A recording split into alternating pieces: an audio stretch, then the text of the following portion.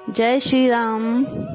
दोस्तों, आज की वीडियो में आपको रामलला कथा के अंतर्गत काकभूषुंड जी को प्रसाद कथा सुनाने वाली हूँ, तो आप वीडियो के अंत तक बने रहें।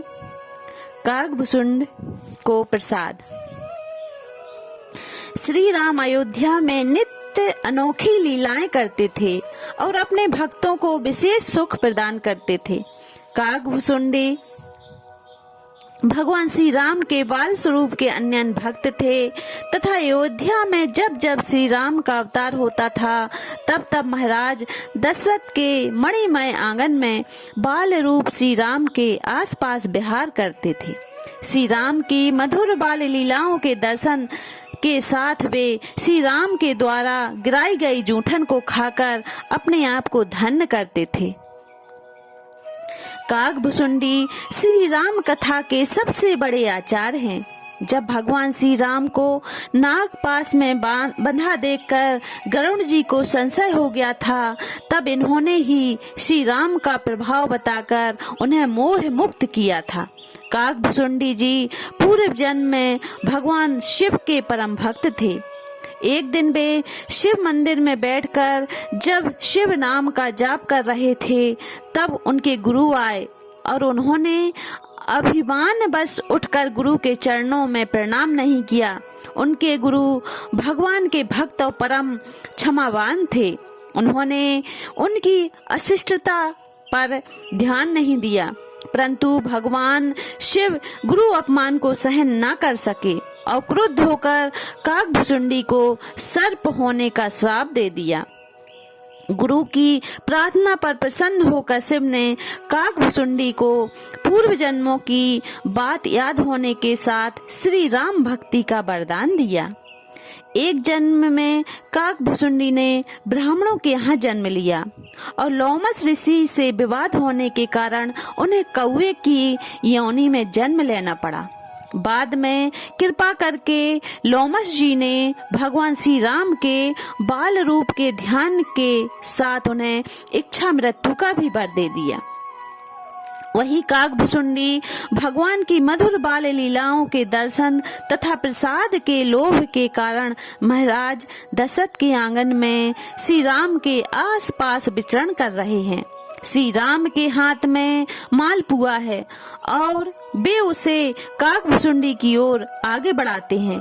काकभूषुंडी श्री राम के हाथों का दिव्य प्रसाद पाने के लिए ज्यों ही अपनी चोंच उनके नजदीक करते हैं, त्यों ही श्री राम अपने मालपुआ वाले हाथ को पीछे खींच लेते हैं।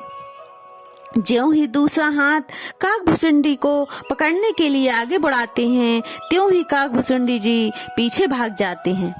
भगवान और भक्त की यह विचित्र लीला कुछ समय तक इसी प्रकार चलती रहती है। भगवान की लीलाएं बड़ी ही विलक्षण हुआ करती हैं। उन्हें देखकर भगवान शिव और ब्रह्मा तक मोहित हो जाते हैं। फिर साधारण मनुष्य की तो बात ही क्या है। आखिर काकभूषुंडी जैसे भक्त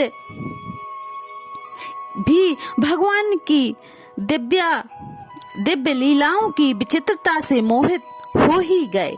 उन्होंने सोचा, जिन भगवान को अनंत कोटि ब्रह्मांड नायक समझकर मैं उपासना करता हूँ, आज वे भी मुझे पकड़ने में असमर्थ हो गए।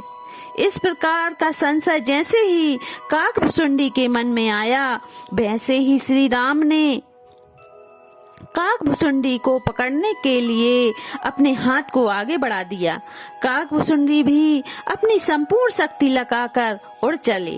ब्रह्मांड के 7 आवरणों को भेद कर जहाँ तक तीनों लोकों में उनके अंदर उड़ने की शक्ति थी, वे उड़ते गए और भगवान का हाथ पकड़ने के लिए उनके पीछे पीछे बढ़ता ही गया। जब काकभूषुंडी पूरी तरह थक गए और उनके अंदर उड़ने की थोड़ी भी शक्ति शेष ना रही, तब भगवान ने उन्हें पकड़कर उदर कर लिया। भगवान के उदर में काकभूषुंडी ने अनेकों ब्रह्मांडों का दर्शन किया। करोड़ों सूर्य, चंद्रमा, शिव, ब्रह्मा आदि उन्हें भगवान के उदर में दिखाई दिए। यहाँ तक कि जिसको उन्होंने कभी नहीं देखा था न सुना था, ऐसी अनेक विचित्रताएं काकभुसुंडी ने भगवान के उदर में देखी। उसके बाद भगवान ने उन्हें उगल दिया। फिर वही दृश्य सामने था। सुसु ब्रह्मा हाथ में मालपुआ लिए हुए मुस्कुरा रहे थे। इस तरह काकभुसुंडी का सारा भ्रम समाप्त हो गया और वे श्री राम जी की भक्ति में लीन हो गए। उनके मन का संशय जाता रहा। जो भी श्री राम जी की भक्ति सच्ची श्रद्धा भक्ति से करता है, उसकी समस्त मनोकामनाएं पूरी होती हैं। जैसे कौवे के रूप में काकभुसुंडी को राम भक्ति का वरदान मिला। दोस्तों, वीडियो कैसा लगा कमेंट करके जरूर बताएं।